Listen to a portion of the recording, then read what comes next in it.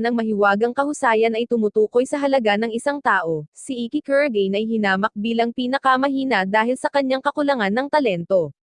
Tinatrato siya ng sarili niyang pamilya na parang wala at sinusubukang isabotahe ang buhay niya sa paaralan sa pamamagitan ng pagtatangkang mapatalsik siya. Determinado siyang patunayan ang kanyang halaga sa kabila ng walang likas na talento tulad ng kanyang pamilya. Nagpa siyang manalo sa prestihiyosong 7-star tournament. Isang araw, nakatagpo siya ng ilang bagong balita tungkol kay Prinsesa Stella, na kilala sa kanyang kamanghamanghang kulay rosas na buhok at pagpapakita ng kanyang mga pribilehiyong maharlika.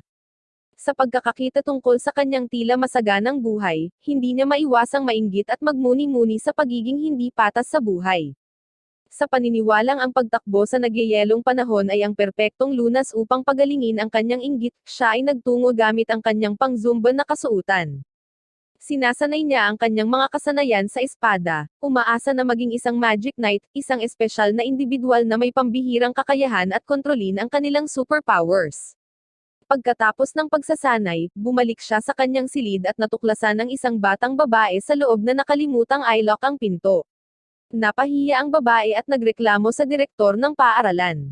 Sa kanyang pagtataka, ang dalaga ay walang iba kundi si Prinsesa Stella, nakaka-enroll lang sa kanyang paaralan.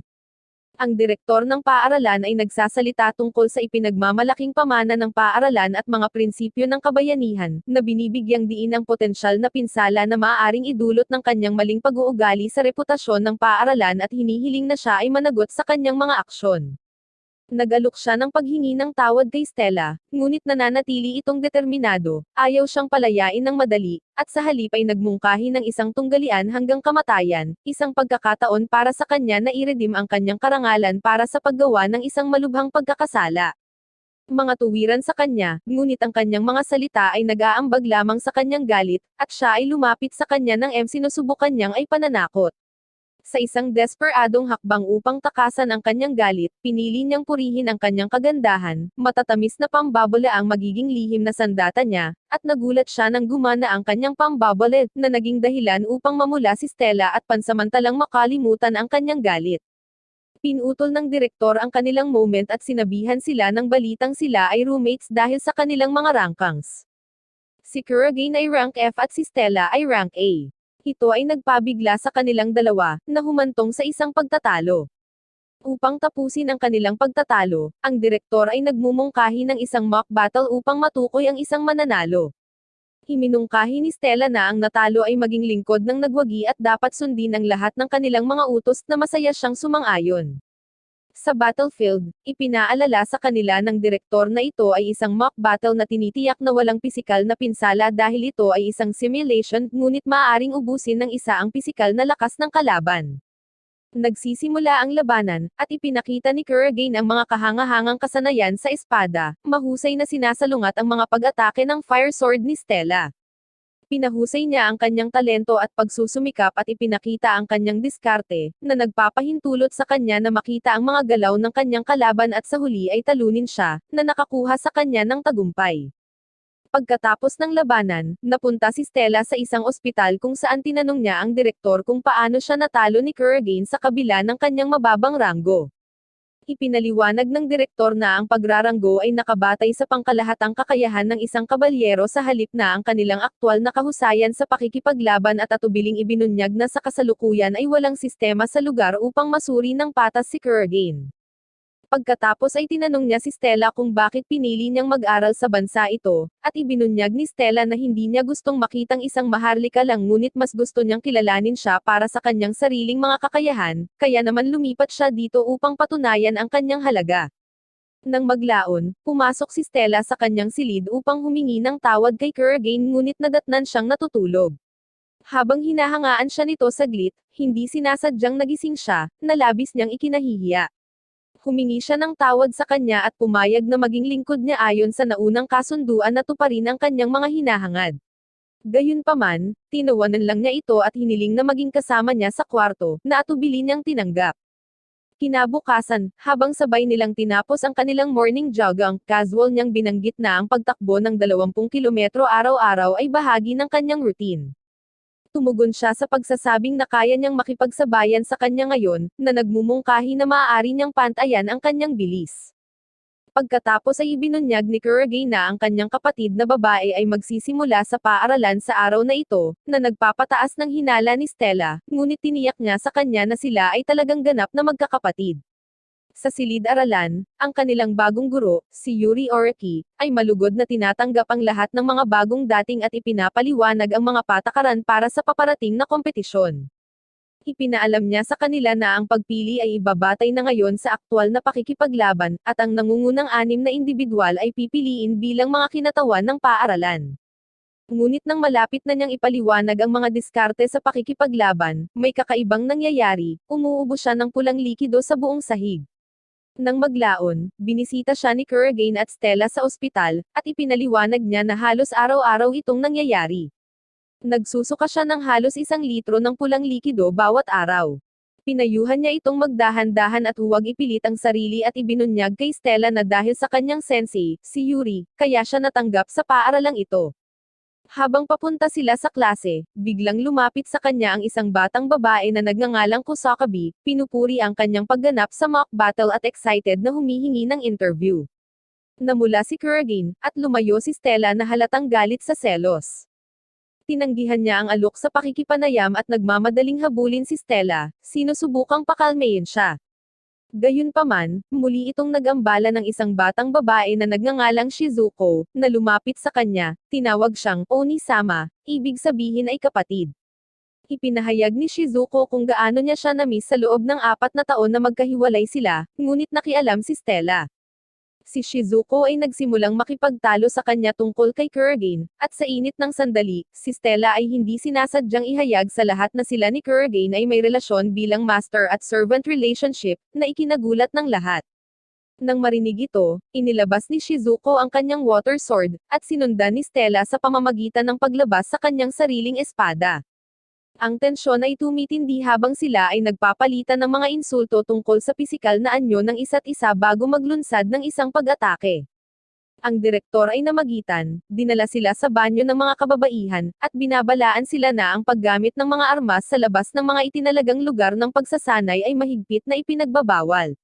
Bilang parusa sa kanilang pag-uugali, inutusan niya silang linisin ang lahat ng banyo ng mga babae sa loob ng 1 linggo.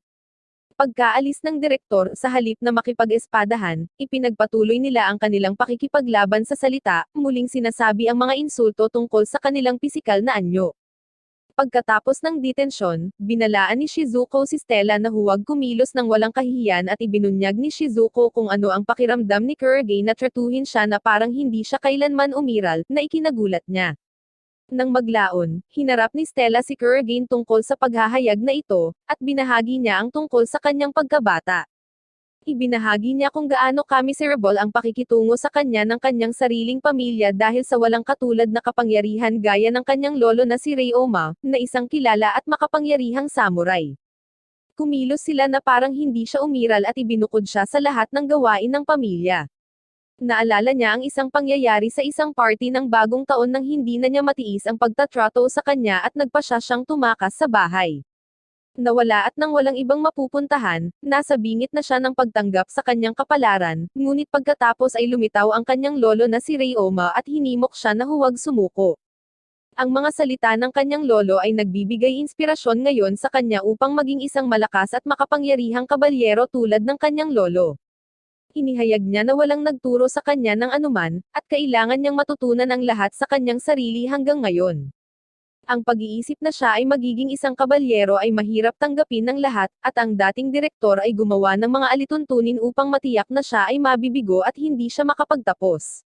Gayunpaman, ang bagong direktor ay mas mahusay at sinusubukan ang kanyang makakaya upang matulungan siya, at bilang isang resulta, itinalaga niya siya upang magtrabaho kasama si Stella.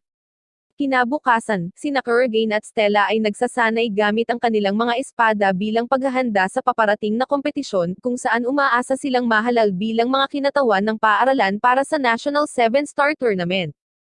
Pagkatapos ng kanilang sesyon ng pagsasanay, ipinaalam niya sa kanya na nakatanggap siya ng isang email mula sa paaralan na nagpapakita ng kanyang kalaban na si Ma'am Otani, isang mag-aaral sa 3 baitang.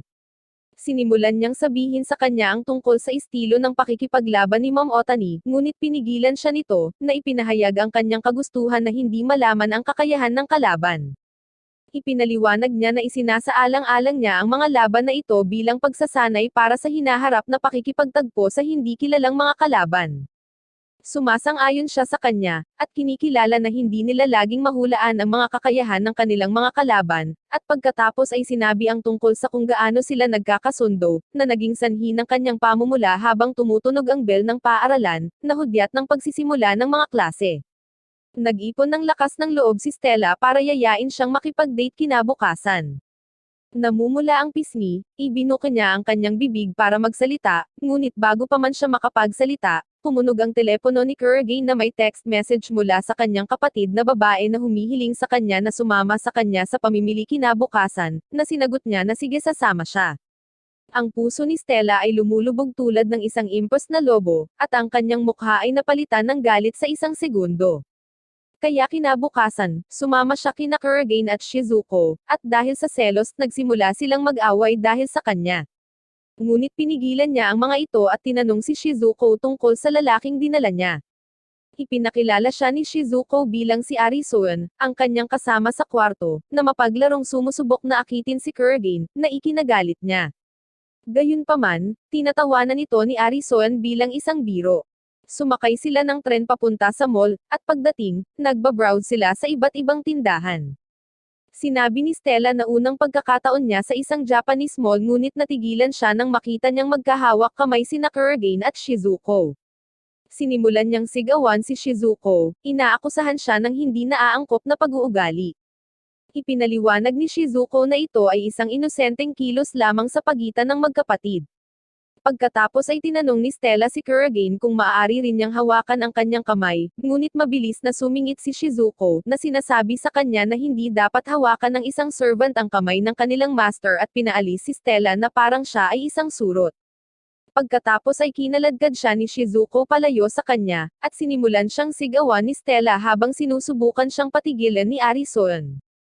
Mamaya, nagmeryenda sila sa isang restaurant sa mall, at aksidenteng natapon ni Shizuko ang isang patak ng ice cream sa kanyang pisngi. Marahang pinunasan ni Kurogane ang ice cream sa kanyang pisngi at kinain ito, dahilan para magselos si Stella. Sa pagtatangkang makakuha ng katulad na pagtrato, pinahid ni Stella ang ice cream sa buong mukha niya at hiniling kay Kurogane na gawin din iyon. Gayunpaman, nakita ni Kurogane na masyadong marumi ang kilos na ito at nagpas siyang kumuha na lang ng tissue. Tinawag siya ni Shizuko na kaawa-awa dahil sa kanyang pag-uugali habang si Arison ay umalalay sa kanya at hinihikayat siya, na sinasabi na siya ay mag-cheer para sa kanya at kay Kurogane. Nang maglaon, sa banyo ng mga lalaki, nakipag-chat si Kurogane kay Arison tungkol sa kanyang kapatid na babae, na sinasabi na siya ay palaging malihim, at nagulat siya na nag-open up ito kay Arison. Nagpapasalamat siya sa pagiging kaibigan ni Shizuko. Bigla silang nakarinig ng ingay sa labas na nagudyok kay Arison na hilahin si Kurogane papunta sa kanyang shadow dimension upang magtago. Isang grupo ng mga lalaki na nakadamit ng mga kidnapper ang pumapasok sa banyo, ngunit kapag nakitang walang laman ito, umalis din sila. Si Kurogane at Arison ay lumabas mula sa kanilang shadow dimension, iniisip kung ano ang nangyayari. Iniisip ni Kurogane na ang mga tao sa loob ng mall ay maaaring kinuha bilang hostage ng grupo ng mga lalaki. Bilang tugon, inilabas ni Arison ang kanyang espada, The Hermit of Darkness, at ipinaliwanag na kaya niyang kontrolin ang mga anino gamit nito, na nagpapahintulot sa kanya na gumalaw sa loob ng mga anino. Sinasamantala ang kakayahang ito, lumikha si Arison ng shadow portal at dinala si Kurogane sa security room sa pamamagitan nito. Pagdating sa security room, nakita nilang nakagapos at walang malay ang mga gwardya. Agad na ipinaalam ni Kurogane sa kanyang direktor ng paaralan ang tungkol sa sitwasyon. Pagkatapos kumonsulta sa iba pang miyembro ng konseho, binibigyan ng direktor ng kalayaan si Kurogane at ang kanyang mga kaibigan na hulihin ang mga kidnapper at pangasiwaan ang sitwasyon. Samantala, kinuha ng mga kidnapper ang lahat ng kababaihan at bata sa loob ng mall bilang hostage, kabilang sina Stella at Shizuko. Binalaan ni Shizuko si Stella na huwag pansinin ang sarili dahil may plano siya. Gayunpaman, sinimulan ng isa sa mga kidnapper ang pananakot ng isang babae, at ang kanyang anak ay lumapit sa kanyang pagtatanggol sa pamamagitan ng paghahagis ng ice cream sa kidnapper. Sa galit, layunin ng kidnapper na barilin ang bata, ngunit si Stella ay namagitan sa tamang oras. Iniligtas niya ang bata sa pamamagitan ng pag-atake ng fire-breathing technique laban sa kidnapper. Bilang pagganti, binaril siya ng kidnapper, ngunit nananatiling hindi nasaktan si Stella salamat sa kanyang maalamat na damit na Empress na makatiis ng mga bala. Biglang lumitaw at namagitan ang isang misteryosong lalaking nakahod na tinatawag na Bisho na nagkataong boss at tinawag si Stella bilang isang prinsesa. Pinagalitan niya ang kidnapper dahil sa panggigipit sa bata at nagpa siya na parusahan ang ina sa halip. Si Stella, na pinalakas ng kanyang determinasyon na protektahan ang mga inosente, ay ipinatawag ang kanyang fire sword at naglunsad ng malakas na pag-atake laban kay Bisho.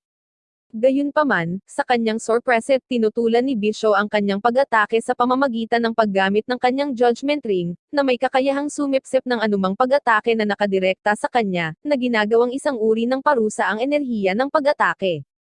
Hindi handa para sa gayong kakilakilabot na depensa, ang pag-atake ni Stella ay hinihigop ng judgment ring.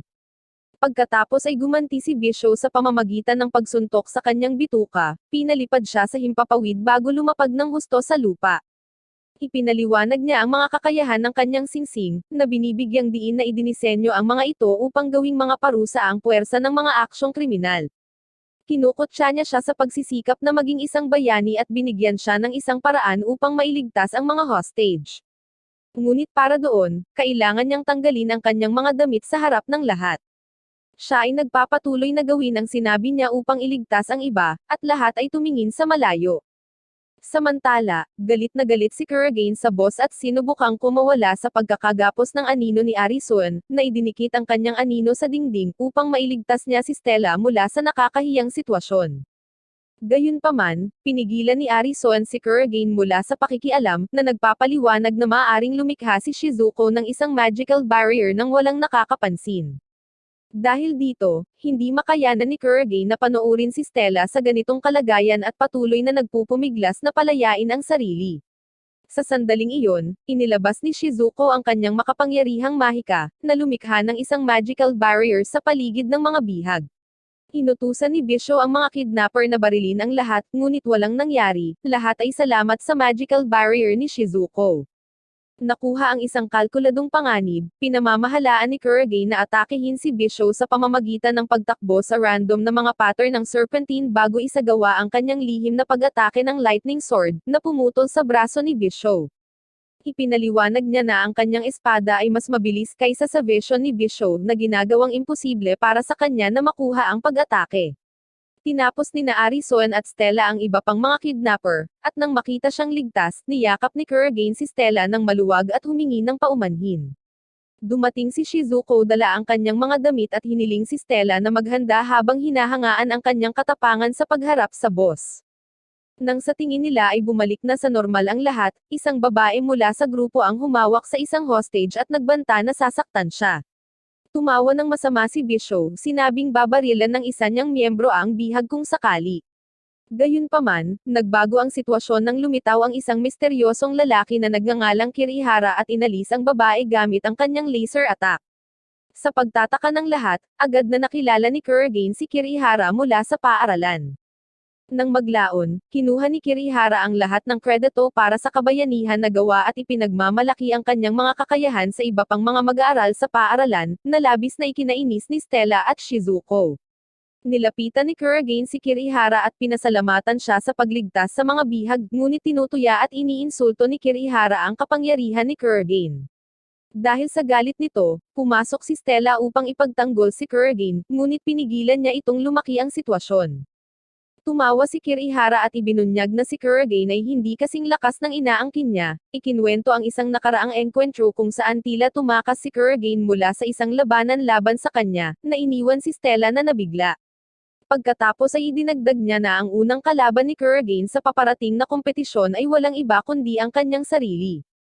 Kinabukasan, magsisimula ang kompetisyon, at ang unang kalaban ni Stella ay si Ma'am Otani, na kilala rin bilang Heavy Tank dahil sa kanyang mabigat na depensa. Siya ay nagtataglay ng isang napakabihirang armored device na kilala bilang Goliath na naglalabas ng napakalaking lakas sa malapit na mga sitwasyon sa labanan. Pinalakpakan ng madla si Ma'am Otani para sa kanyang kakayahan sa pakikipaglaban, sa paniniwalang siya ay magiging isang mahigpit na kalaban. Ngunit humarap siya sa kanya ng may hindi natitinag na kumpiyansa at tinatakot siyang sumuko. Bilang resulta, siya ay idineklara na nagwagi, na ikinagulat ng lahat at pinahuhusay ang kanyang husay bilang isang mabigat na kalaban sa kompetisyon. Pagkatapos ng labanan, pinag-usapan ni Shizuko at Arison ang pagganap ni Stella. Pinupuri ni Arison si Stella, ngunit itinanggi ito ni Shizuko, at sinabing ang pagkatalo sa mahinang kalaban ay hindi dapat ipagmalaki. Sa sandaling iyon, sumali si Stella sa kanilang pag-uusap at binabati rin sila sa kanilang mga tagumpay. Nang maglaon, pinanood ni Kurogane ang isang video ng mga kasanayan sa pakikipaglaban ni Kirihara kasama si Stella at nabigla siya sa kanyang mga kakayahan. Tinanong niya kung si Kirihara ay gumagamit ng isang hindi nakikitang pamamaraan, isang paraan na ginagawang hindi matukoy ang presensya at amoy ng isang tao, na talagang lumilikha ng perpektong pagbabalat kayo. Kinumpirma ni Kurogane na ito ay isang tampok ng armas ni Kirihara, na nagbibigay sa kanya ng isang kalamangan. Ipinahayag ni Stella ang kanyang hindi pagkagusto sa estilo ng pakikipaglaban ni Kirihara, na kinabibilangan ng pag-atake sa mga kaaway mula sa isang ligtas na distansya gamit ang stealth camouflage.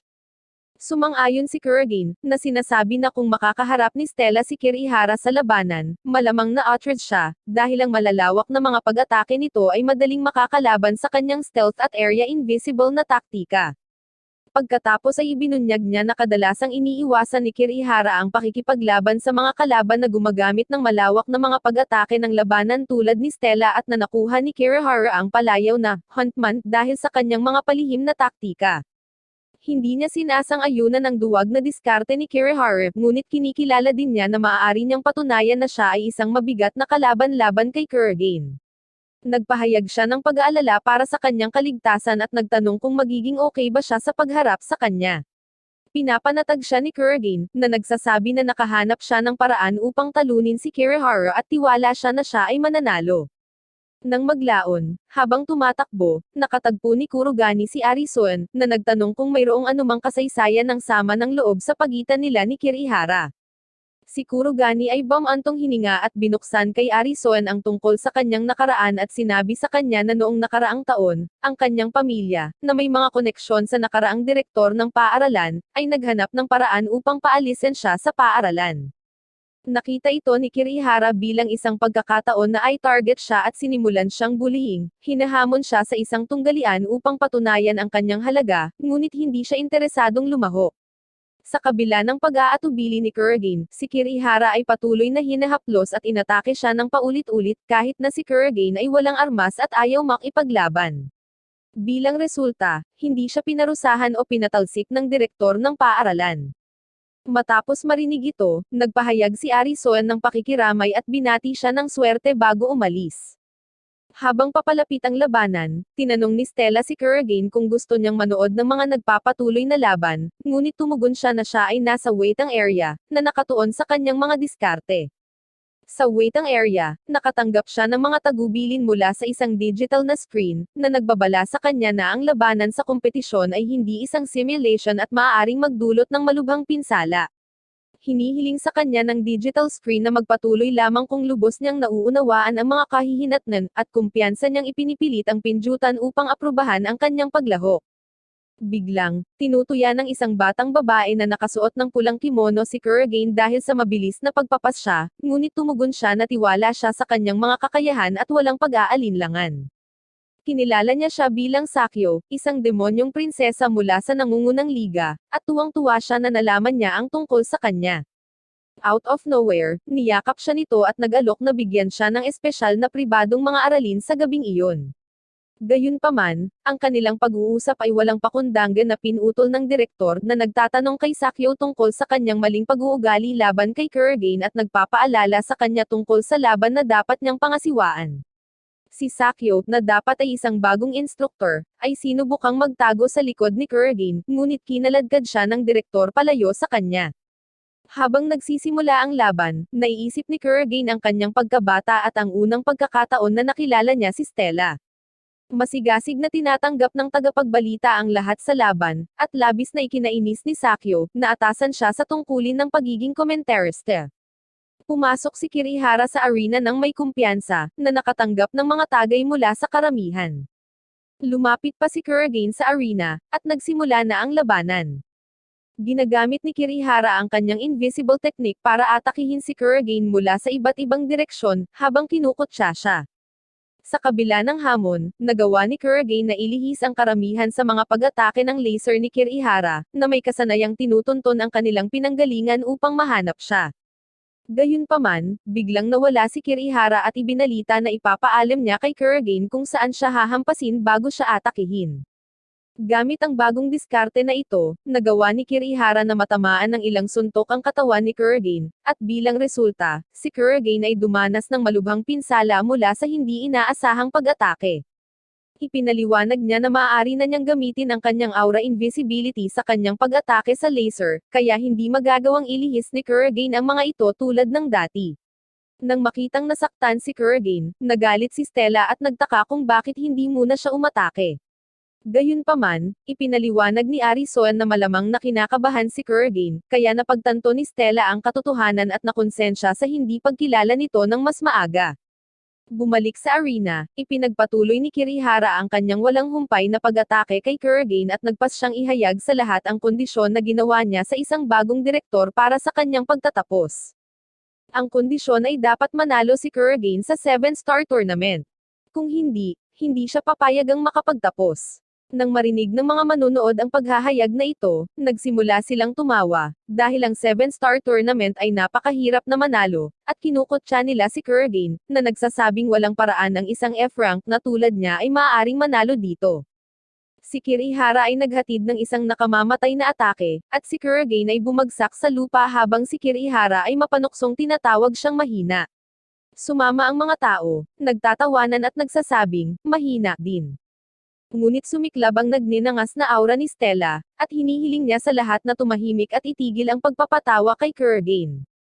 Pagkatapos ay hinikayat niya si Kurogane na huwag sumuko, at nang marinig niya ang kanyang mga salita, nahanap niya ang determinasyong bumangon muli at nagpasalamat sa kanya bago naghandang salakayin si Kirihara. Napagtanto niya na kailangan niyang umasa sa kanyang hindi perpektong pamamaraan, upang kontrahin ang mga pag-atake ni Kirihara. Gamit ang kanyang perpektong paningin. Nakikita niya ang mga galaw ni Kirihara at matagumpay siyang natalo, na umuusbong bilang panalo. Gayunpaman, ang sugat na natanggap niya sa matinding labanan ay nagpapahina sa kanya, at si Kurogane ay bumagsak sa lupa. Ipinaliwanag ni Sakyo sa lahat na ginamit ni Kurogane ang kanyang sword stealing technique, na nagbibigay daan sa kanya na maunawaan ang loika ng kanyang kalaban at gamitin ito laban sa kanila, tulad ng ginawa niya kay Stella sa kanyang mock battle. Nang maglaon, sa ospital, si Stella ay nanatili sa tabi ni Kurogane, na labis na nag-aalala para sa kanya. Dahil sa pagod sa mga pangyayari, sa huli ay nakatulog siya sa tabi niya, na nagbabahagi ng nakakapanabak na sandali na magkasama. Samantala, inaalo ni Arison si Shizuko, na emosyonal na apektado ng matinding labanan at mga resulta nito. Nang magising si Stella, pinagalitan niya si Kurogane sa pagmamasid sa kanyang pagtulog nang hindi siya ginigising. Gayunpaman, sinasamantala niya ang sandali upang ipagtapat ang kanyang damdamin para sa kanya, na ipinahayag kung gaano siya natutuwa na nakilala siya. Namumula, sinabi rin ni Stella ang kanyang nararamdaman para sa kanya. Sa malambot na sandali, ipinangako nilang mananatili silang magkasama at magsusumikap na maabot ang pinakamataas na kabalyero at umaasa sa paghaharap sa isa't isa sa huling labanan. 2 linggo na ang nakakaraan mula nang magtapat sina Stella at Kurogane ng kanilang nararamdaman para sa isa't isa, ngunit hindi pa rin ito nagagawa ni Kurogane, dahilan para mag-alala si Stella. Natagpuan niya ang kanyang sarili na nagsasanay gamit ang kanyang espada, naghahanda para sa mga paparating na laban, ngunit ang kanyang mga alalahanin tungkol sa kanilang relasyon ay nananatili. Samantala, sa laban sa pagpili, mahusay ang pagganap ni Kurogane, na nanalo ng 5 magkakasunod na laban at sa gayon ay muling itinatag ang kanyang sarili bilang isang mabigat na kalaban. Pinupuri siya ng madla, na tinutukoy siya bilang ang uncrowned Sword King. Nang maglaon, pagkatapos ng isa sa kanyang mga laban, nilapitan siya ni Kusakabe at ng kanyang kaibigan at ipinahayag ang kanilang nais na matuto ng eskrima mula sa kanya, at walang pag-aalinlangan, pumayag siyang turuan sila. Dahil dito, nag-aalala at nagseselo si Stella, dahil natatakot siya na mas maraming taong naghahanap ng atensyon ni Kurogane ay maaaring lumikha ng kompetisyon para sa kanyang pagmamahal at posibleng magdulot ng mga problema sa kanilang relasyon. Nang makita siyang nahuhulog sa kanya ng napakaraming babae, ang mga lalaki sa kanyang klase ay nagsimula ring inggit sa kanya at nagpa siya na ay bully siya. Nang magsimula ang klase, pumasok si Instructor Yuri, ngunit bago siya makapagturo, muli siyang nagsuka ng pulang likido sa klase, na nagdulot ng gulat sa mga estudyante at humantong sa dismissal ng klase. Bumalik sa kanilang silid, ipinahayag ni Stella ang kanyang pagkadismaya kay Kurogane, na sinasabi na siya ay masyadong mapagbigay at dapat niyang unahin ang paggugol ng mas maraming oras sa kanya sa halip na magturo sa iba. Gayunpaman, hindi lubos na nauunawaan ni Kurogane ang kanyang tunay na mga alalahanin at basta-basta tumugon na gusto niyang tumulong sa iba. Nang malapit nang ipahayag ni Stella ang kanyang pagnanais para sa mas maraming bib time, nakita niyang nakatulog na si Kurogane, na lalong nag-aapoy sa kanyang galit. Kinabukasan, itinuro ni Kurogane sa mga babae ang tungkol sa pagbabalanse sa isang binti, isang Chinese martial art technique para pahusayin ang core strength. Ipinaliwanag niya na sa panahon ng isang labanan, mas maraming bigat ang ibinibigay sa isang binti kaysa pareho, na ginagawang mahalaga ang pamamaraang ito. Si Kusakabe ay masigasig na kumukuha ng mga tala sa aralin, upang mag-publish ng isang artikulo tungkol dito sa hinaharap.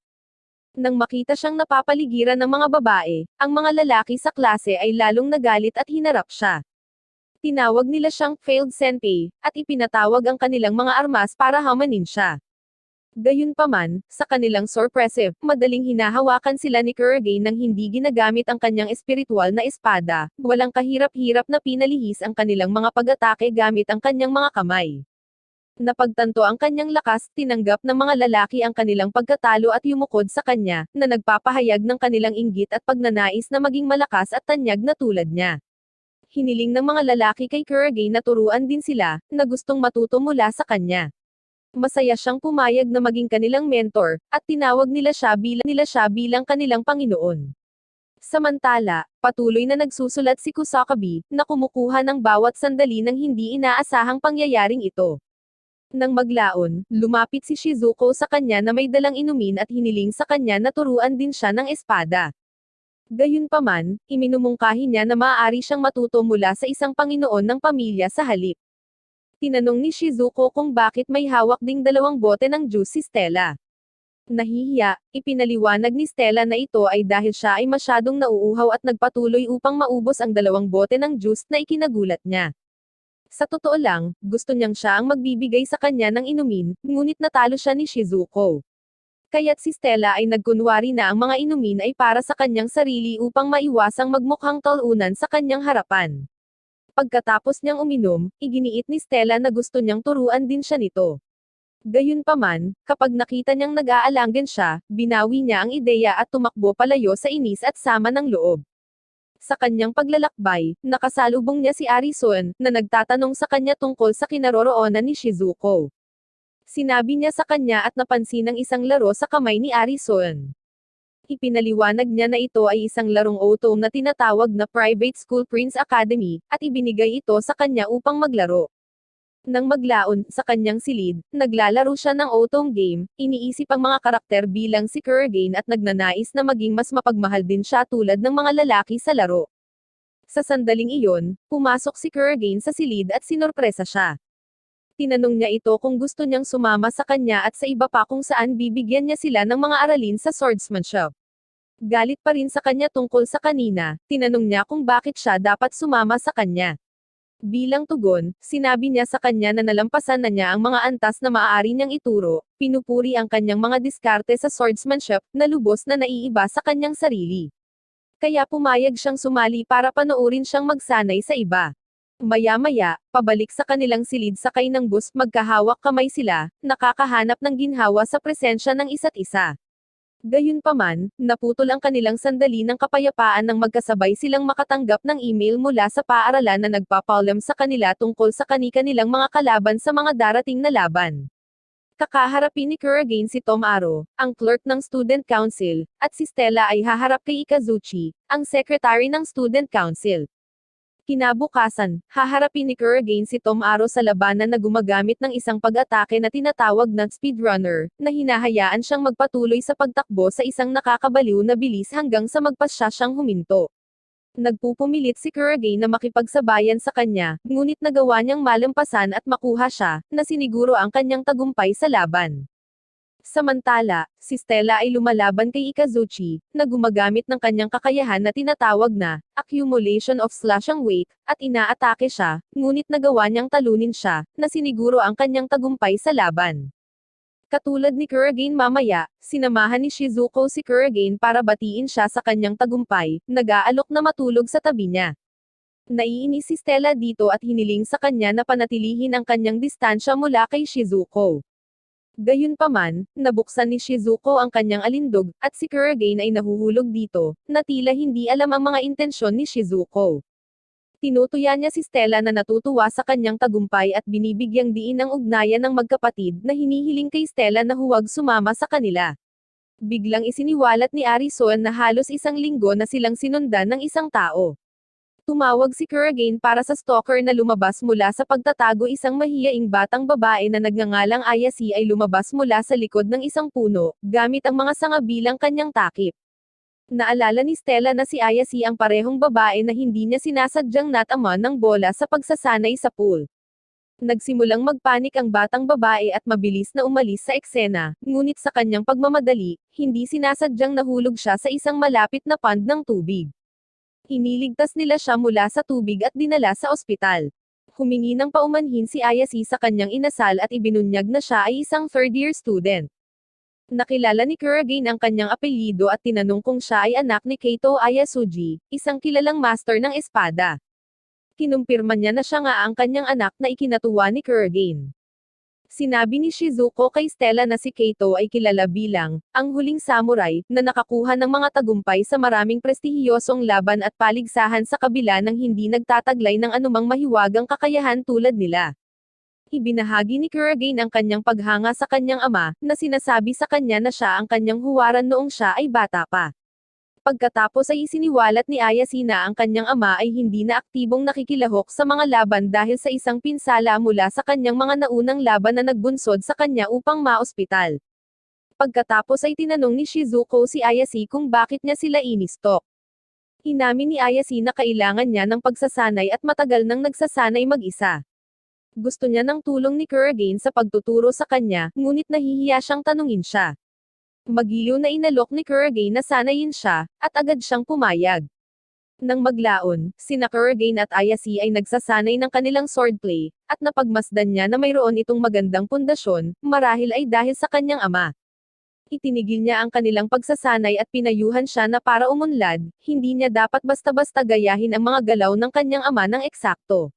Sa halip, hinihikayat niya itong maghanap ng sarili niyang estilo at bumuo ng mga kakaibang diskarte. Pagkatapos ay pumunta siya sa kanya upang itama ang kanyang poster, at nagsimula siyang namumula habang si Stella at Shizuko ay nagseselos sa kanilang pakikipag-ugnayan. Pinag-uusapan niya kung paano magkaiba ang anatomy ng mga lalaki at babae at kung paano niya ito magagamit sa kanyang kalamangan sa halip na gayahin ang pamamaraan ng kanyang ama.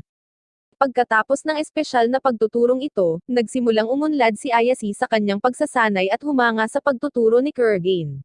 Nang maglaon, humingi siya ng paumanhin sa kanya para sa pagiging hands-on sa kanilang pagsasanay, at sinabi niya sa kanya na hindi ito isang malaking bagay, dahil naunawaan ni Stella at Shizuko, na nag-obserbo sa kanilang pagsasama, na tinuturuan lang ni Kurage ng swordplay si Ayase, at hamupa ang kanilang selos. Sinabi sa kanya ni Ayase na tiwala na siya sa pagpapahusay ng kanyang mga kakayahan at naging determinado siyang manalo sa 7-star tournament.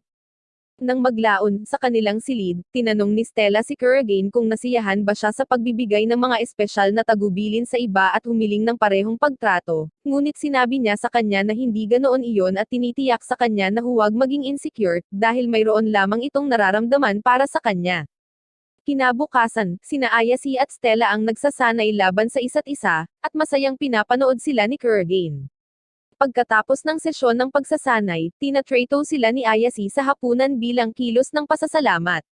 Sa restaurant, kumakain si Stella na parang baboy dahil hindi niya kailangang magbayad ng bill, at tinanong siya ni Ayase kung paano niya napanatili ang kanyang figure sa kabila ng napakabangis na pagkain.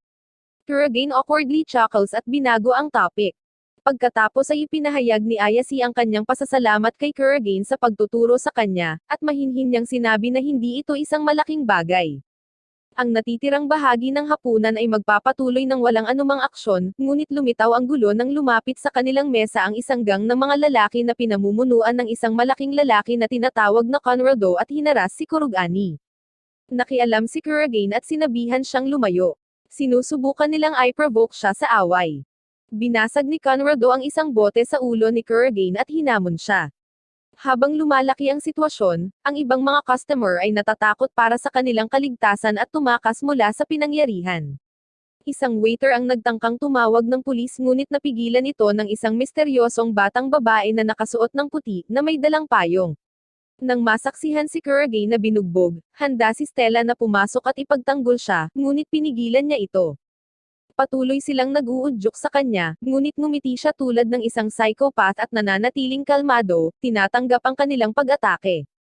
Pagod na hindi makatanggap ng anumang reaksyon mula sa kanya, ang mga gangster sa kalaunan ay sumuko sa kanilang mga pagtatangka na pukawin siya at umalis.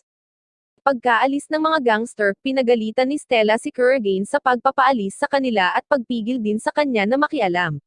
Mahinahon niyang ipinaliwanag na umiwas siya sa pagganti para maiwasang mapatalsik sa akademya.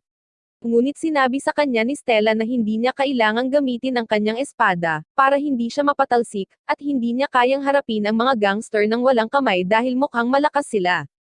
Biglang lumitaw ang isang maliit na batang lalaki at ipinaalam sa kanila na si Conrado ay kilala bilang Sword Eater, at siya ang ace ng isang akademya na tinatawag na Dunrow. Pinalakpakan ng batang lalaki ang paghatol ni Kurogane at inihayag na si Conrado ay nasa top 8 nanograms na karaang taon ng 7-star tournament na ikinagulat ng lahat. Lumitaw din ang misteryosong payong na babae at sang-ayon sa pahayag ng lalaki. Tinanong ni Stella si Kurogane kung kilala niya ang alinman sa mga ito, at sinabi niya sa kanya na ang batang lalaki ay tinatawag na Yuta Keita, na siyang vice-presidente ng student council ng isa pang akademya, at ang misteryosong babae ay si Kanata, na siyang namamahala sa isang county sa parehong paaralan. Naghinala si Stella nang mag-alok ang batang si Yuta Keita na pagalingin ang mga sugat ni Kurogane, ngunit tinanggap ang kanyang alok. Nang maglaon, habang papunta sila sa restaurant, tinanong ni Ayase si Kurogane kung ayos lang siya, at sinabi niya sa kanya na ayos lang siya, lahat ay salamat sa pakikitungo ng batang lalaki. Bigla siyang nakatanggap ng email mula sa paaralan na nagpapaalam sa kanya na ang kanyang nalalapit na labanan sa pagpili ay kay Ayase. Lumilikha ito ng awkward tensyon sa pagitan nila, at tumakas siya na nahihiya. Sa panahon ng kanyang pagsasanay, si Ayase ay nagiging napakalayo at hindi na pumupunta sa kanilang mga sesyon ng pagsasanay. Tinalakay ni Kurogane ang bagay kay Arison, na nagpayo sa kanya na magpalamig at sinabing gagawa si Ayase bago ang kanilang labanan sa susunod na araw. Gaya ng hinulaang, nakatanggap si Kurogane ng mensahe mula kay Ayase na humihiling sa kanya na makipagkita sa kanya ng mag-isa sa rooftop building sa 3 a.m. Binalaan siya ni Arison na maaaring ito ay isang bitag, ngunit nagpa siya si Kurogane na pumunta, na nagsasabi na hindi niya maaaring tanggihan ang isang kahilingan mula sa kanyang kaibigan. Muli siyang binalaan ni Arison na dapat siyang maging handa na wakasan ang pakikipagkaibigan nito sa kanya kung may mangyaring masama.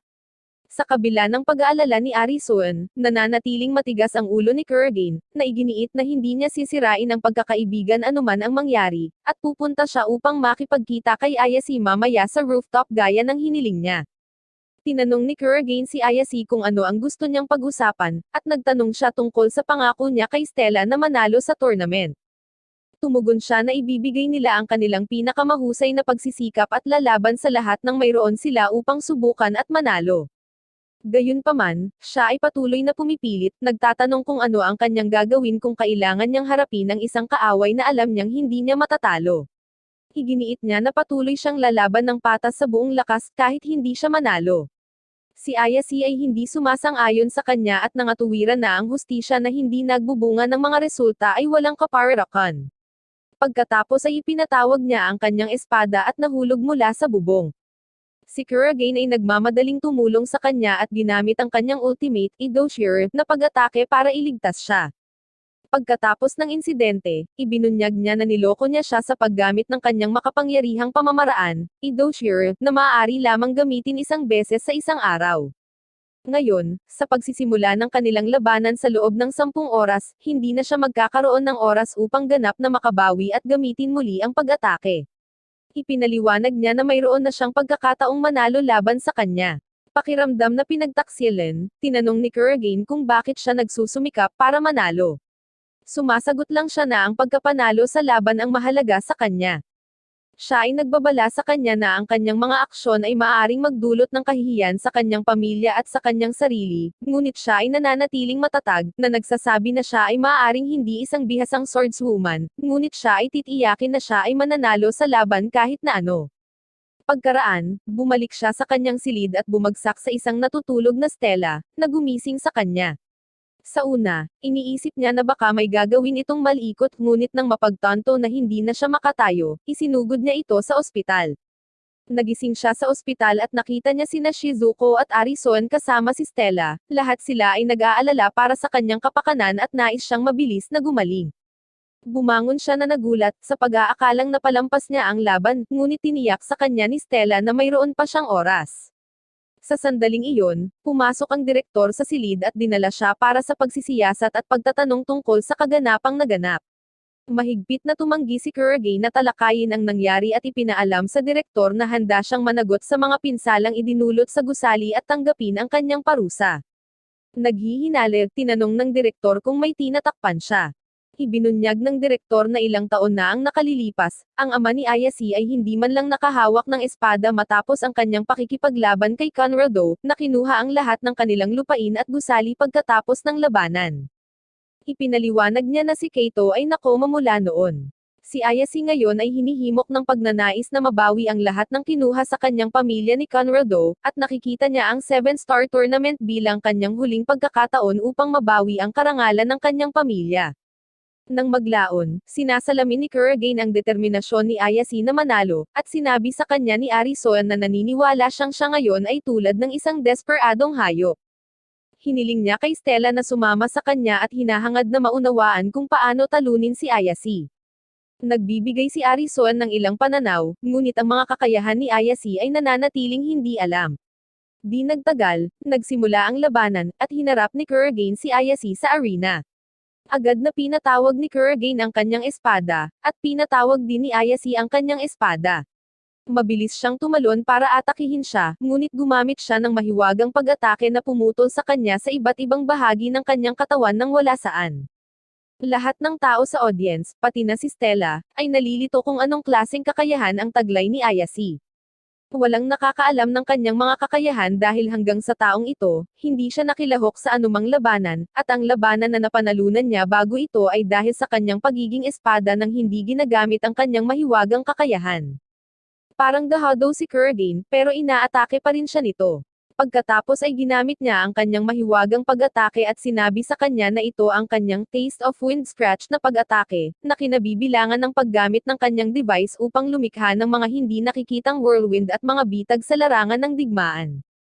Ang pagbubukas ng sugat ay ang espesyal na kakayahan ng kanyang device, at naglagay siya ng ilang daang invisible sword cuts sa larangan ng digmaan.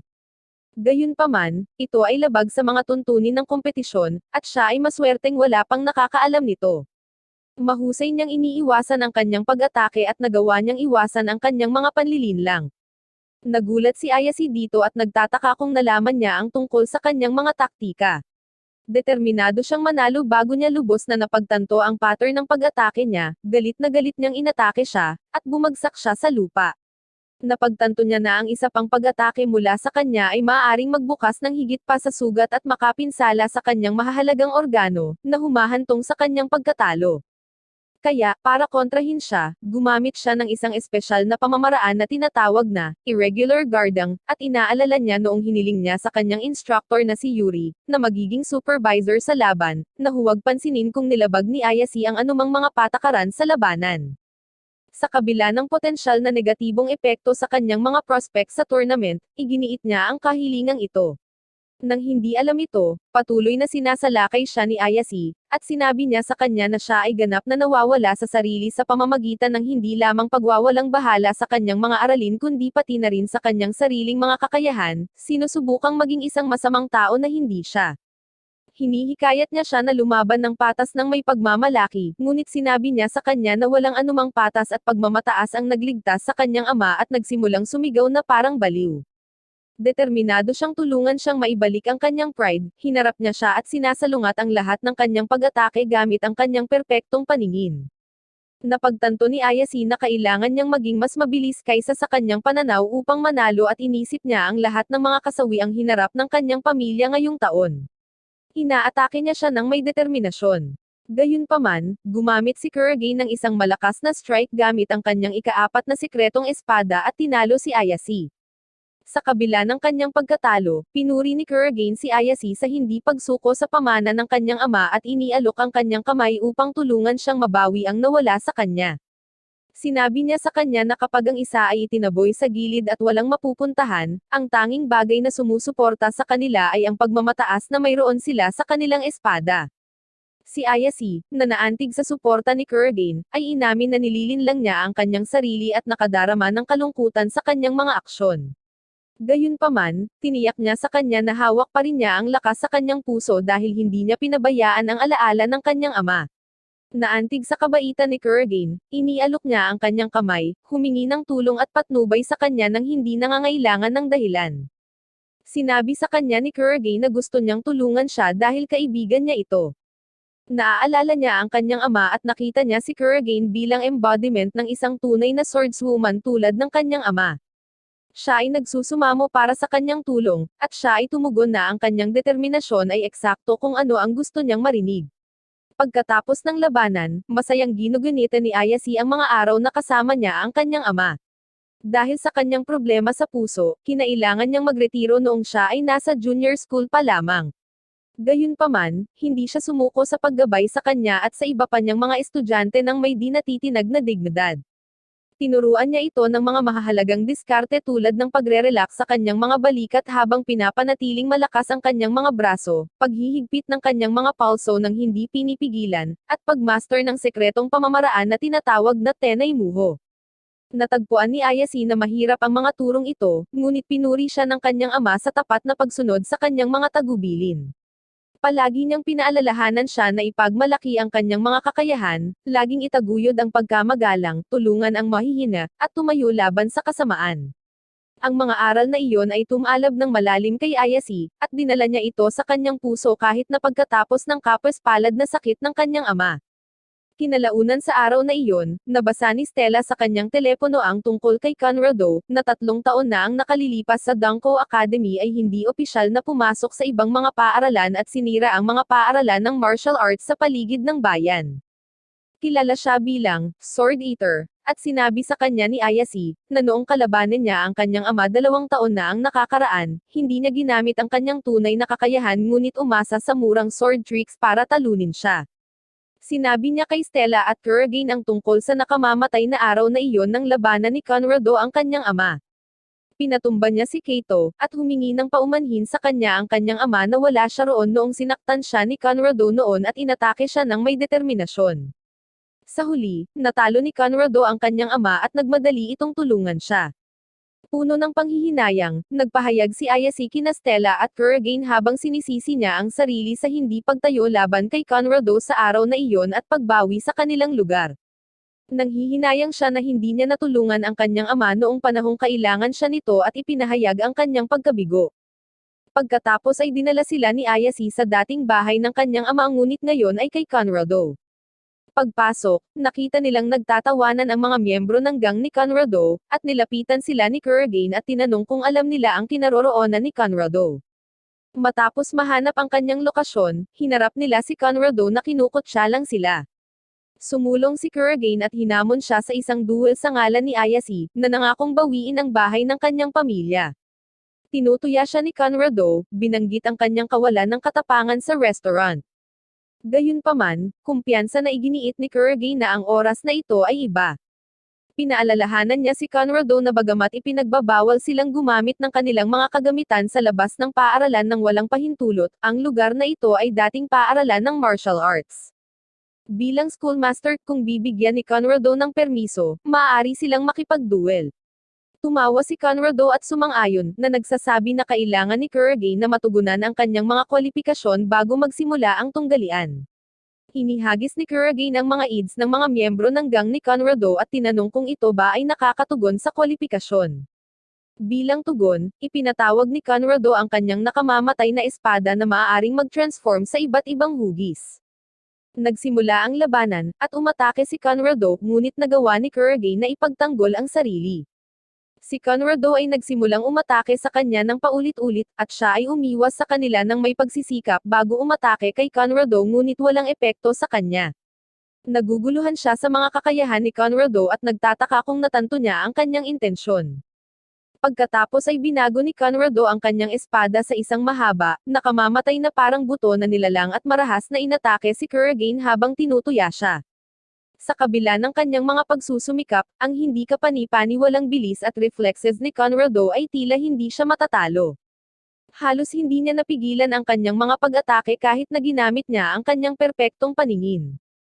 Napagtanto ni Kurogane na ang kakayahan ni Conrado ay nakasalalay sa kanyang bilis at reflexes na nagbigay daan sa kanya upang talunin ang ama ni Ayase.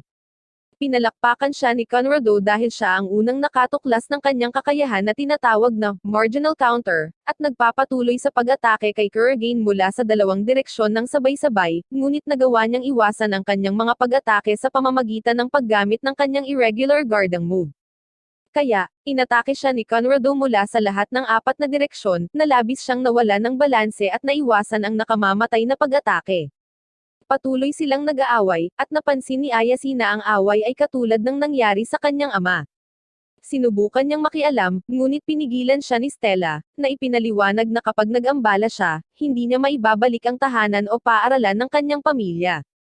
Idinagdag ni Stella na si Kurogane ay nasisiyahan sa laban at sinusubukang malaman kung paano talunin si Conrado. Habang nagpapatuloy ang labanan, napagtanto ni Ayase na ang pagkatalo ng kanyang ama ay hindi dahil sa siya ay mahina kundi dahil si Conrado ay isang mabigat na kalaban. Sa pagmamasid kay Kurogane na nasiyahan sa labanan, napagtanto niya na ang kanyang ama ay tiyak na nadama ang parehong kagalakan sa kanyang huling laban at naaalala niyang humihingi ito ng tawad sa pagiging ganoon kahit na talagang nasiyahan siya dito. Naiintindihan na ngayon ni Ayase ang mga salita ng kanyang ama at nagsimula siyang umiyak, napagtanto na hindi siya isang tunay na swordswoman dahil hindi niya lubos na maunawaan ang isip at kaluluwa ng manlalaban. Nakikita ni Stella ang kahinaan ni Conrado, na patuloy na umaatake dahil sa kanyang marginal counter move, na nagiging dahilan upang maubos ang kanyang stamina. Samantala, pinuri ni Conrado ang katigasan ng ulo ni Kurogane, at tumugon si Kurogane sa pagsasabing ayaw niyang matalo at sobrang saya niya para tapusin ang labanan. Determinado, ipinangako ni Kurogane kay Ayase na ipaghihiganti niya ang kasawian ng kanyang ama at sinaktan si Conrado, na ikinagulat niya sa kakanyahan ng pamamaraan ni Kato. Matagumpay niyang ginamit ang lihim na pamamaraan ni Kato, si Tenai Muho, na sinubukan ni Kato na gamitin sa kanyang huling labanan ngunit nabigo. Namangha si Ayase na alam ni Kurogane ang diskarteng ito, at inihayag ni Stella na naranasan niya ang parehong pamamaraan para sa kanya sa panahon ng kanyang mock battle. Humanga sa pagganap ni Kurogane, tinanong ni Conrado ang kanyang pangalan at sinabi sa kanya na ipagpapatuloy nila ang kanilang laban sa 7-star tournament bago umalis at sinabihan siyang gawin ang anumang gusto niya sa lugar na ito. Pagkatapos ng labanan, humingi ng paumanhin si Ayase sa hindi niya pag-unawa sa tunay na kahulugan ng swordsmanship ngunit tiniyak ni Kurogane na hindi niya kasalanan at ang tanging dahilan kung bakit siya nanalo ngayon ay natutunan niya ang lihim na pamamaraan ni Kato sa pamamagitan ng pagmamasid sa kanyang mga galaw. Naniniwala siya na siya ang tunay na kahalili sa pamana ng kanyang ama. Ipinahayag ni Ayase ang kanyang pasasalamat para sa kanyang paghihikayat at sinabi sa kanya na kailangan niyang maging mas malakas pa upang magkaroon ng sapat na kumpiyansa na maisakatuparan ang pamana ng kanyang ama.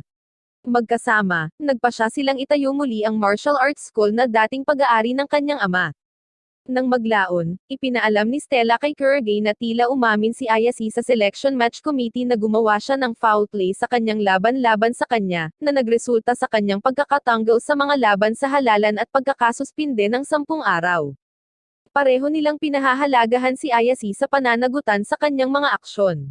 Sa sandaling iyon, nakatanggap si Stella ng mensahe mula kay Ayase na nagpahayag na ang kanyang ama ay nagkamalay. Nasasabik sa balita, ipinagdiwang nila ang kumpanya ng isa't isa, ngunit ang kanilang masayang sandali ay walang pakundangan na pinutol ni Shizuko at Arison, na nakikinig sa kanilang pag-uusap mula sa likod ng isang bangko. Mabilis na gumawa ng kwento si Stella, na nagkukunwaring thumb wrestling match lang sila at wala nang iba pang nangyayari. Nagpalitan ng mga insulto sina Stella at Shizuko gaya ng karaniwan nilang ginagawa na iniwan si Kurogane na awkward na nakatayo sa gitna ng kanilang pagbibiro. Sa mga paparating na laban, patuloy na nakukuha ni Kurogane ang tagumpay, na nanalo sa huling 12 laban ng magkakasunod na walang ni isang talo. Ang kanyang hindi kapani-paniwalang pagganap ay nakakuha sa kanya ng paghanga ng karamihan, at pinupuri nila siya bilang isang master. Humanga sa pambihirang pagganap ni Kurogane sa mga laban sa pagpili, kinikilala siya ng direktor at si Stella bilang mga espesyal na estudyante na may malaking potensyal. Bilang resulta, itinalaga sila ng direktor sa kampo ng pagsasanay ng paaralan sa isang lugar na tinatawag na Okatama kung saan makakatanggap sila ng tamang pagsasanay. Nasasabik sa paglalakbay, bumulala si Stella tungkol sa sariwang hangin at pinahahalagahan ang direktor para sa pag-aayos ng kampo ng pagsasanay. Sumasang-ayon si Kurogane na masarap magbakasyon ng 1 linggo sa paaralan, tumawid ito sa mga magagandang lokasyon habang nasa daan, at nasasabik si Stella. Samantala, nasa metro station sina Arison at Shizuko. Ipinahayag niya ang kanyang kalungkutan na hindi niya mapigilan ang kanyang kapatid at si Stella sa paglalakbay at hiniling sa kanya na sumama sa kanya upang pasayahin siya, ngunit sinabi niya sa kanya na gumawa siya ng iba pang mga plano para sa araw na ito at pinababa siya sa isang tren, hinihikayat siyang maging matatag bago siya umalis.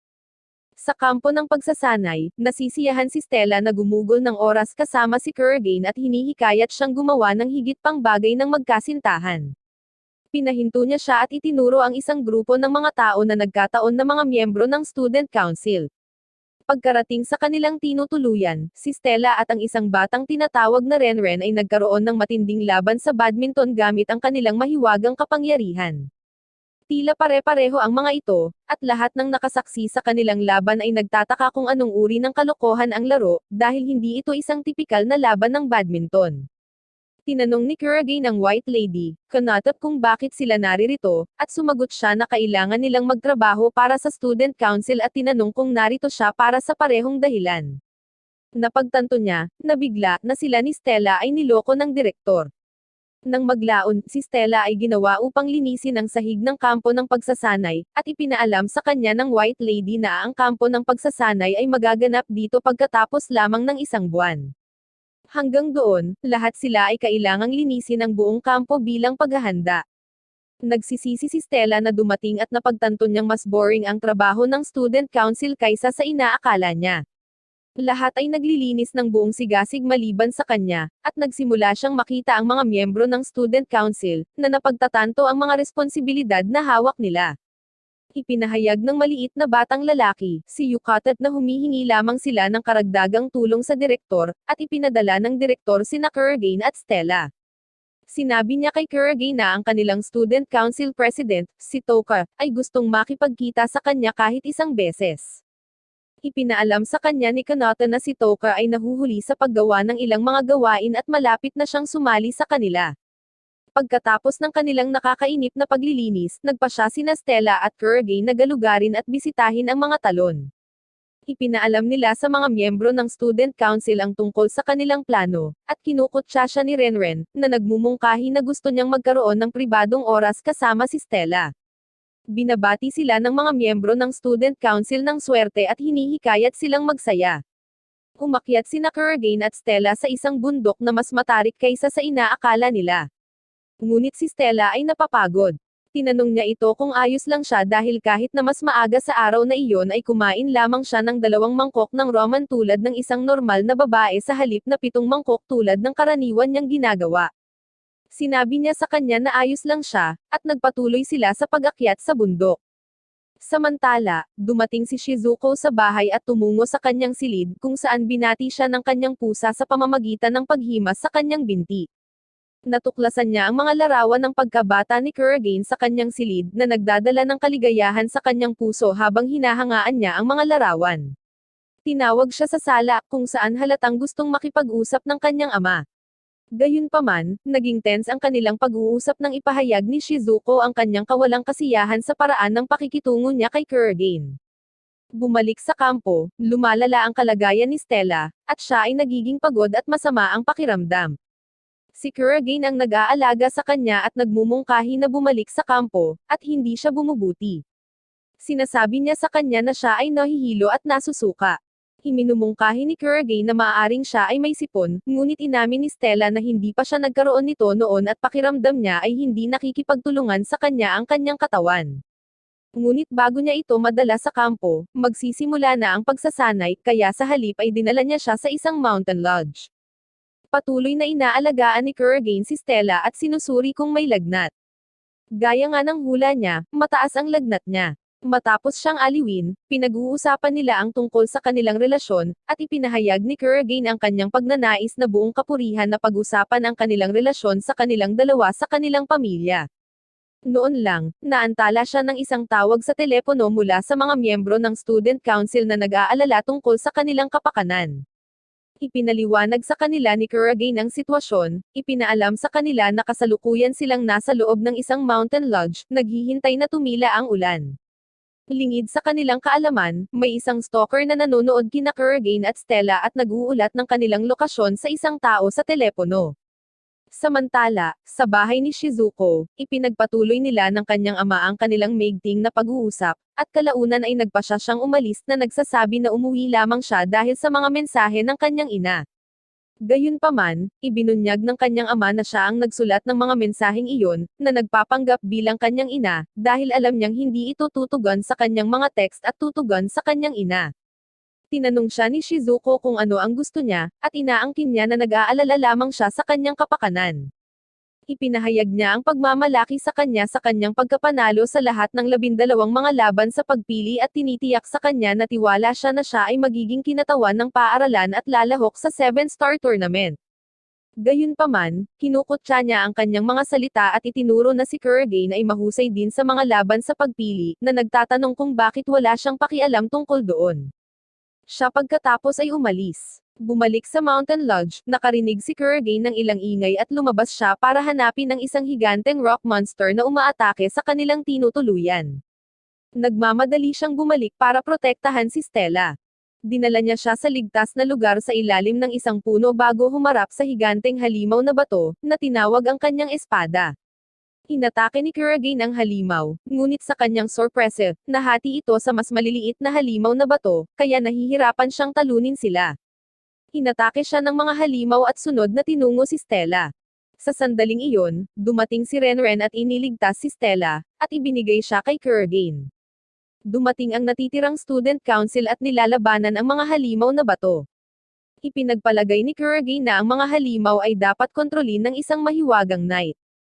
Sumama sa kanya si Yuta Keita at ipinaliwanag na ito ay dapat na gawain ng isang tao na gumagamit ng kakayahan sa wire na bakal.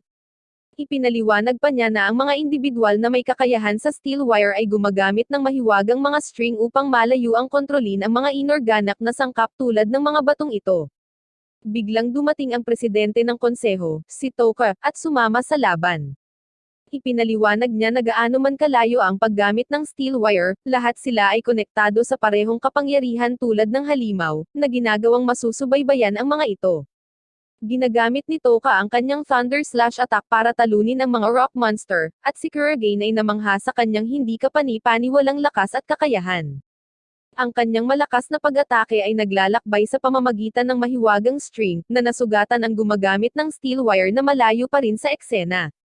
Namangha si Kurogane sa kanyang husay bilang isa sa nangungunang 4 na finalist mula sa mga laban noong nakaraang taon at ang pinakamalakas na knight ng akademya. Samantala, nakatanggap si Shizuko ng mensahe na nagbubunyag na ang susunod niyang kalaban sa 7-star tournament ay si Toka at nakakatuwa ang balitang ito. Pagkatapos, inaalala ni Shizuko ang kanyang pagkabata.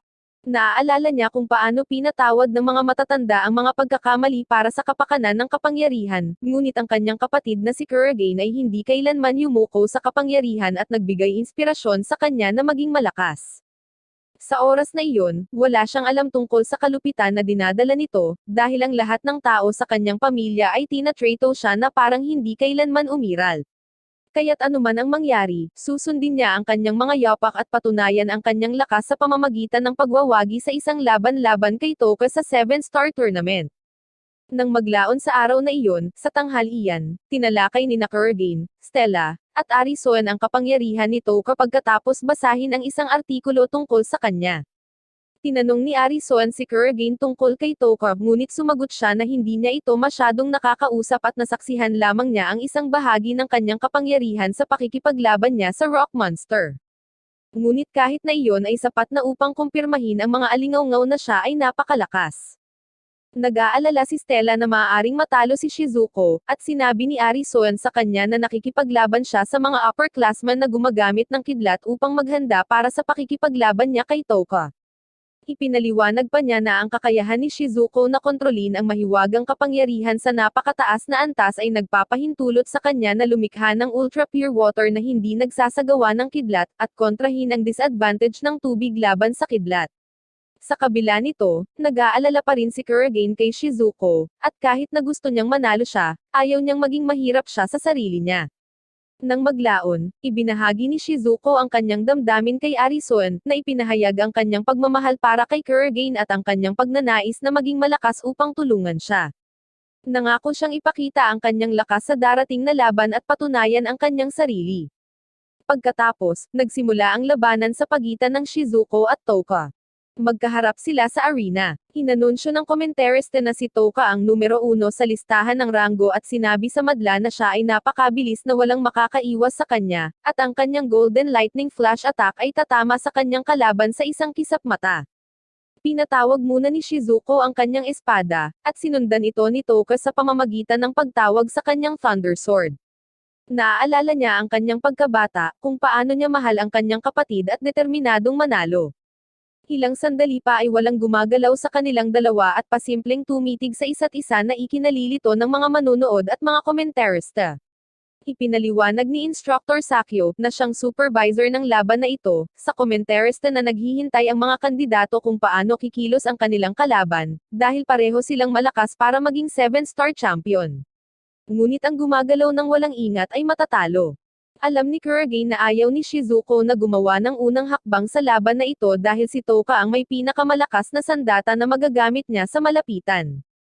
Ipinahayag niya kay Stella na ang kanyang noble art ay napakalakas at matindi kaya ang Toka ay binansagan pagkatapos nito.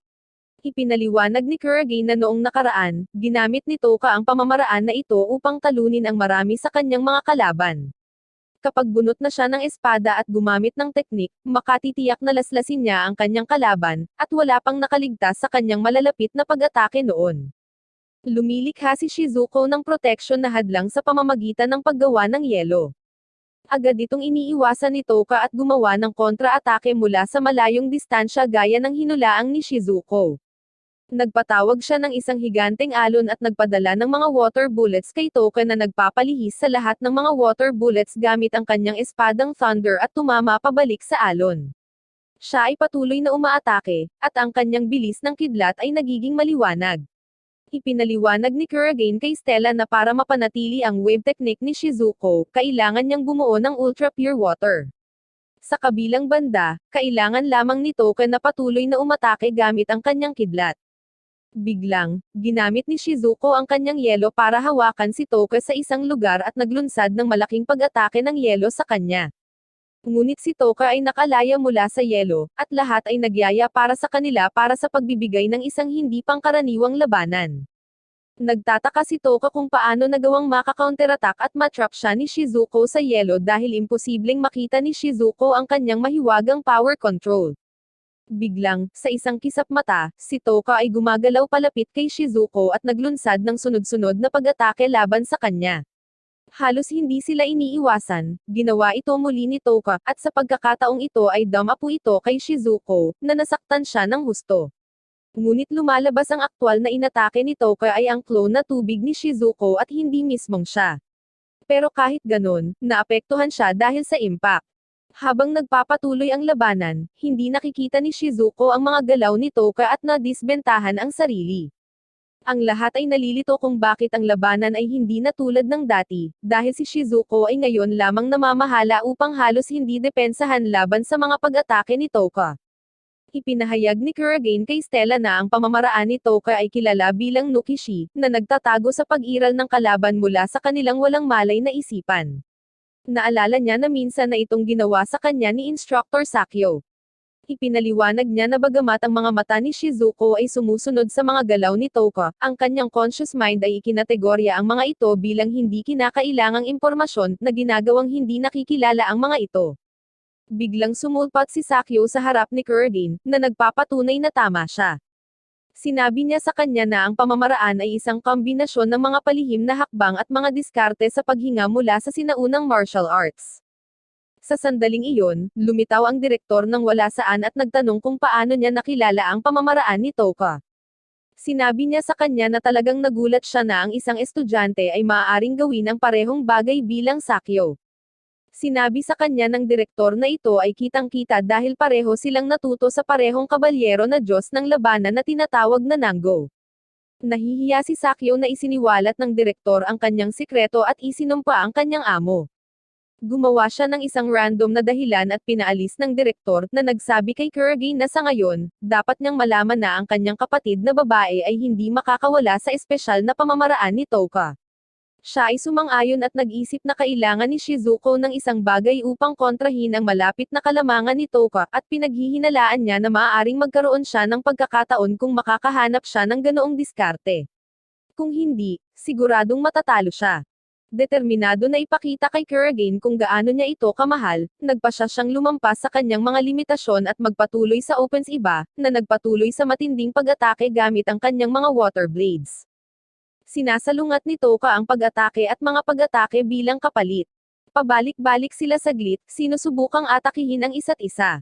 Habang tumitindi ang labanan, lumikha si Shizuko ng mahiwagang ice field para malayang gumalaw at inaatake si Toka. Gumagawa siya ng mas maraming water shadows upang atakehin siya sa loob ng fog, at si Toka ay nagpupumilit na gumalaw ng malayang gaya niya. Pagkatapos ay ginamit ni Shizuko ang kanyang espesyal na water blade technique sa kanya. Gayunpaman, si Toka ay naka-counter sa tamang oras sa kanyang pinakahuling pag-atake ng kidlat at pinabagsak siya. Sa kabila ng kanyang matinding pagsisikap, natalo si Shizuko sa laban at na-admit sa ospital. Nang magising siya sa ospital, nakita niya sina Stella, Arisuan, at Kurogane na naghihintay sa kanya, nag-aalala. Nang mapagtanto na siya ay natalo, hiniling niya sa lahat na umalis na sinasabi na siya ay pagod. Umalis sila sa silid ayon sa kanyang kahilingan, ngunit pinapanood siya ni Kurogane at Stella mula sa labas. Sinabi ni Arisuan kay Stella na talagang naging malakas si Shizuko. Nang maglaon, naiwan si Arisuan upang kausapin si Shizuko. Inaaliw niya ito sa pamamagitan ng pagyakap sa kanya at pinupuri siya sa mahusay na pagganap. Sinabi niya sa kanya na pinanood siya ni Kurogane hanggang sa huli at hindi niya kailangang maging masyadong mahirap sa sarili. Niyakap siya pabalik ni Shizuko at umiyak, ipinalabas ang kanyang emosyon. Sa mga darating na araw, nanalo si Stella sa kanyang mga laban, na humahantong sa kanyang tagumpay sa kabuuang 14 na laban. Pagkatapos ng labanan, siya at si Kurogane ay pumunta sa kakahuyan para mamasyal, tinatalakay ang kanilang pag-unlad sa mga laban. Binanggit niya na mas lumakas ang pakiramdam niya at mas lumalakas ang kanyang pakiramdam, mapaglarong binibigyan siya ng kredito para dito at nagbibiro na dahil ito sa kanyang pagpapahirap sa mga sesyon ng kanyang pagsasanay.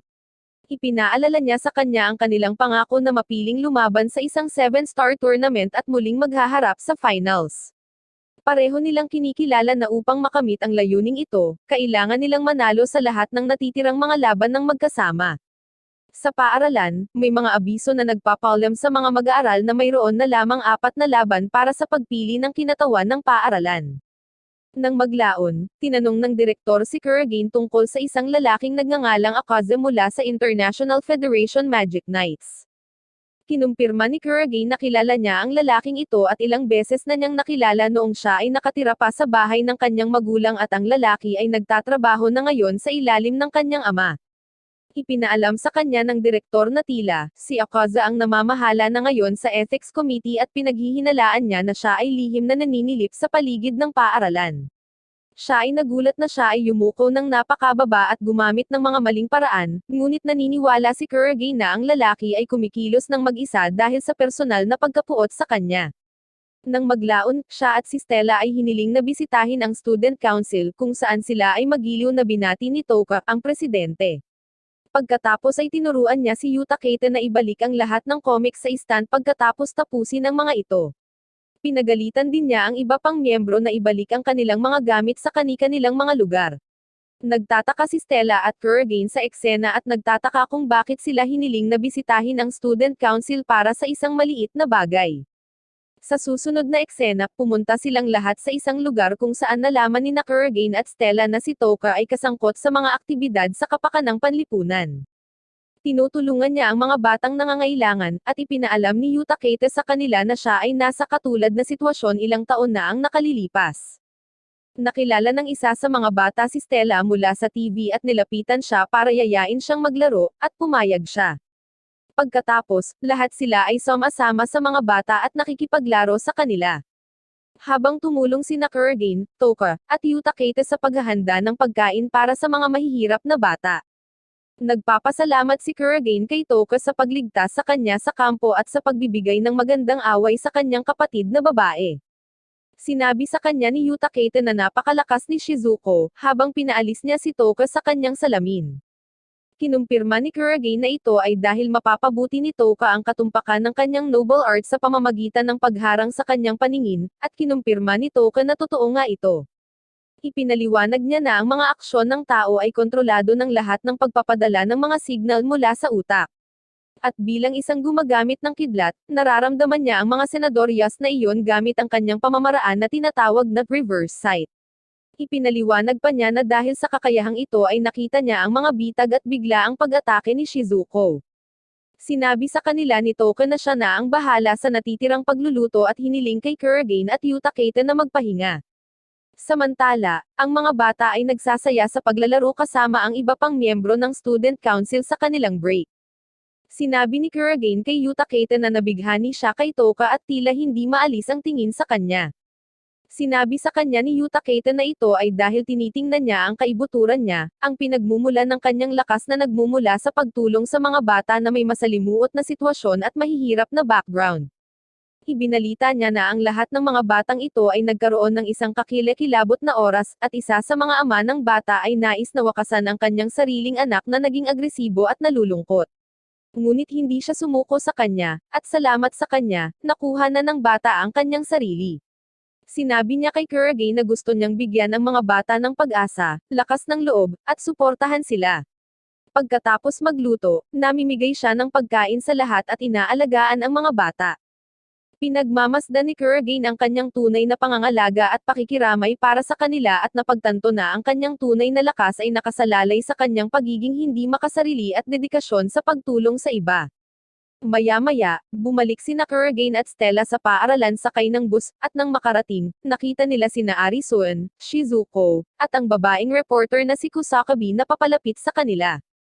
Ipinakita sa kanila ni Kusakabe ang isang pahayagan na may larawan na naghahalikan sila sa isa't isa at ipinaalam sa kanila na ang media press ay nasa lahat ng balitang ito dahil sa kasikatan ni Stella. Hinagaw niya ang artikulo mula sa Kusakabe, binasa ito, at nagalit nang sabihin sa papel na si Kurogane ang pinakamasamang tao na ang maling pag-uugali ay naging issue para sa Night Federation ng ilang sandali. Sinunog niya ang papel sa galit, at sa sandaling iyon, huminto ang isang marangyang kotse malapit sa kanila, at lumabas si Akaze mula rito, tumatawa ng psychotically. Ipinaalam niya kay Kurogane na dahil sa pangyayaring ito, siya ay tinawag para sa isang pagdinig ng Ethics Committee ng International Federation at hiniling kay Kurogane na sumama sa kanya. Pumasok si Stella upang ipagtanggol siya, ngunit pinigilan niya ito at pumayag na sumama, wala nang ibang pagpipilian. Sa panahon ng pagdinig, tinanong ni Akaze si Kurogane tungkol sa relasyon nila ni Stella. Tinanong niya si Kurogane kung kailan siya nagsimulang makipag-date sa kanya, at sumagot siya na ito ay sa paligid ng simula ng mga laban sa pagpili. Inakusahan siya ni Akaze ng pagkakaroon ng hindi naaangkop na relasyon sa kanya, ngunit ipinagtanggol ni Kurogane ang kanilang pag-ibig at tumanggi na tanggapin ang anumang maling gawain. Inutusan siya ni Akaze na magsalita lamang kapag tinanong, kung hindi, lilikha siya ng masamang impresyon. Sumang-ayon si Kurogane na makipagtulungan at humingi ng paumanhin. Samantala, tinalakay ng direktor ang sitwasyon kay Sakyo at sinabi sa kanya na gumagamit si Akaza ng mga maling hakbang para suruan si Kurogane. Bumalik sa pagdinig, inilagay nila siya sa isang selda para sa pagtulog at ipinaalam sa kanya na dapat siyang naruroon sa pagdinig sa alas 6 sa susunod na umaga. Samantala, nanalo si Stella sa isa pang laban, ngunit pinag-uusapan siya ng lahat at nagkakalat ng tsismis. Gayunpaman, mas nag-aalala siya tungkol sa negatibong epekto ng kanilang relasyon kay Kurogane at humiga siya sa kama at iniisip kung dapat ba siyang makipaghiwalay sa kanya para iligtas siya. Kinabukasan, napilitan si Kurogane na magkaroon ng tugma sa pagpili sa punong tanggapan ng komite sa halip na sa paaralan. Ang kanyang kalaban ay isang batang lalaki na nagngangalang Ricky, at siya ay ipinagbabawal na magkaroon ng anumang personal na pakikipag-usap sa kanya at magsisimula ang laban. Bumalik sa paaralan, sina Shizuko, Arisuan, Stella, at Kusakabe ay nag-uusap tungkol kay Kurogane sa cafeteria ng paaralan. Ipinakita sa kanya ni Kusakabe ang isang bagong artikulo na nagsasabing si Kurogane ay halos nanalo sa labanan. Ipinaalam ni Arisuan na ang balita ay nasa ilalim ng impluwensya ng Ethics Committee, at bawat artikulo ay magiging laban kay Kurogane upang suruan siya. Si Stella, na nadaig sa pagkakasala at pagsisisi, ay nagtanong sa kanila kung dapat ba siyang makipaghiwalay kay Kurogane. Bigla, sinaktan siya ni Shizuko ng tubig at sinabi sa kanya na tinitiis niya ang sitwasyong ito dahil nagmamalasakit siya sa relasyon nito sa kanya. Pagkatapos ay umalis si Shizuko, sinabi na kung hindi niya ito maintindihan at ipagkanulo siya, hinding-hindi niya ito mapapatawad. Napagtanto ni Stella na sinusubukan siyang protektahan ni Kurogane at ipinaglalaban siya. Sa mga darating na araw, patuloy na nanalo si Kurogane sa mga laban at hanggang ngayon ay nanalo na sa kabuuang 16 na laban. Nag-aalok si Instructor Yuri ng kanyang suporta kapag siya ay bumagsak dahil sa pagod at lihim na binibigyan siya ng isang token of encouragement mula kay Stella. Pagkatapos ay umalis siya, na nagsasabing makikipagkita siya sa kanya sa kanyang ika-17 na laban. Pagkatapos, binuksan niya ang papel na ibinigay sa kanya ni Yuri at nakitang ibinigay ni Stella ang isang piraso ng kanyang buhok. Humugot siya ng lakas mula sa kanyang kilos at patuloy na lumalaban sa kanyang paparating na labanan sa punong tanggapan na may bagong determinasyon. Samantala, nananalo rin si Stella sa kanyang mga laban upang tuparin ang kanyang pangako kay Kurogane na magkaharap sa finals. Hiniling ni Kurogane kay Akaza na makipagpulong sa kanyang ama at sinabi sa kanya na direktang iaapela niya sa kanya ang kanyang kawalang kasalanan dahil siya ang pinuno ng komite. Sa isang pagpupulong, kinikilala siya ng kanyang ama, si Atsuki, sa kanyang pagkapanalo sa mga laban sa pagpili sa ngayon. Gayunpaman, nilinaw niya na palagi niyang kinikilala siya ngunit naniniwala na ang isang taong walang talento tulad ni Kurogane ay hindi dapat payagang maging excel. Ang mga salitang ito ay lubos na nakakaapekto sa kanya. Nagsisimula siyang umiyak nang mapagtanto niya na naghahanap siya ng pagpapatunay sa maling lugar. Habang papalapit ang oras para sa kanyang laban-laban kay Toka, na minarkahan ang kanyang huling laban. Ipinapalam nila kay Kurogane na kung manalo siya laban kay Toka, hindi na itutuloy ng Ethics Committee ang pagdinig, at pumayag siya.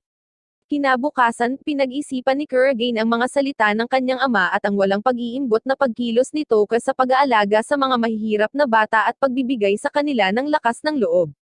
Siya ay pananghinaan ng loob at iniisip kung ano ang dapat niyang gawin ngayon. Samantala, kausap ni Toka ang kanyang ina sa telepono, at dumating si Shizuko. Tinanggap siya ni Yuta Keita, at humingi ng paumanhin si Toka sa paghiling sa kanya na pumunta. Tinatanong niya kung alam niya na ang susunod na kalaban ni Kurogane ay siya. Kinumpirma ni Shizuko na talagang alam niya ang tungkol dito at ipinahayag ang kanyang pag-aalala tungkol sa mga kadudad-dad ang pamamaraan ng Federation.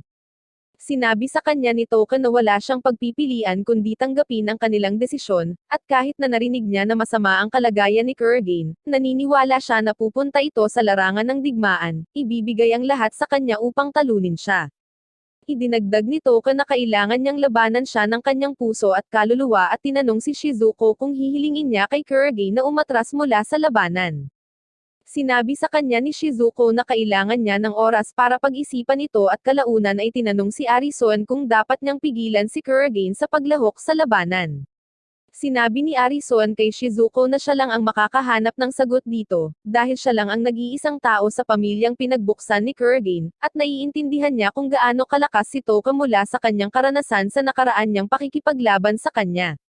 Tinanong ni Toka ang kanyang sarili, iniisip kung ipagmamalaki niya ang pagpunta sa pambansang kompetisyon pagkatapos ng naturang labanan, hindi alintana kung siya ay mananalo sa labanan bilang default kung umatras o manalo si Kurogane laban sa kanya kung siya ay lilito.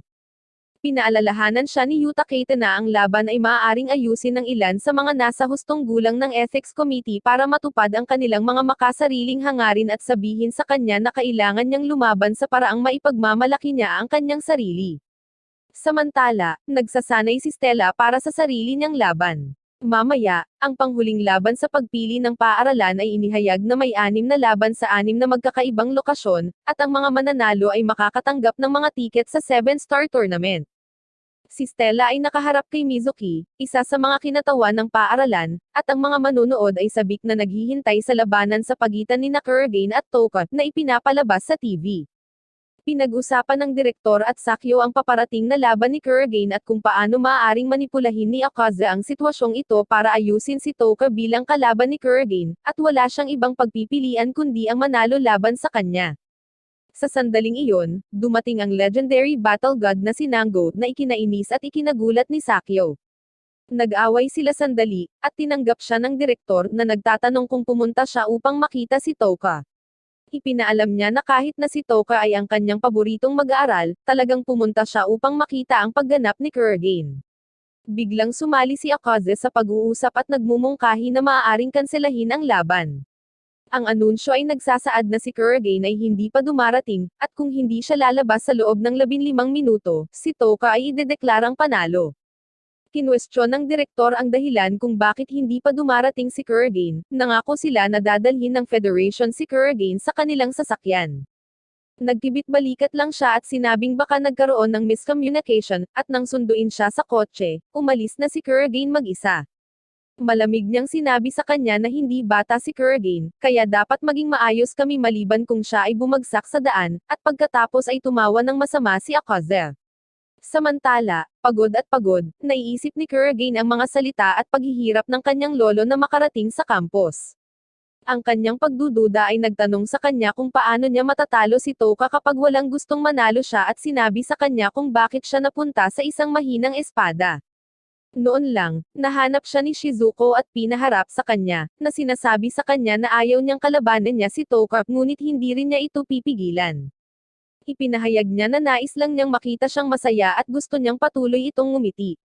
Ang lahat, kasama ang mga estudyanteng sinanay niya, ang mga miyembro ng Student Council, Yuri, Kusakabe, at iba pa, ay hinihikayat at pasayahin siya.